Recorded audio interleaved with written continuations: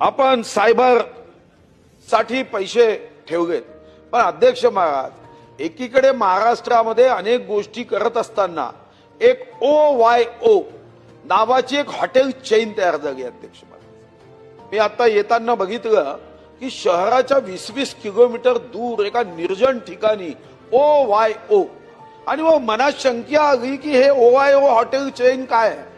अध्यक्ष महाराज, ही अतिशय गंभीर बाब सरकारने लक्ष देण्याची आहे की या हॉटेलसाठी कोणत्याही ग्रामपंचायतची परवानगी घेतली जात नाही, कोणत्याही नगर परिषदची परवानगी घेतली जात नाही, कोणत्याही महानगरपालिकेची परवानगी घेतली जात नाही, आणि या हॉटेलमध्ये 1 तासासाठी खोली भाड्याने दिल्या जाते.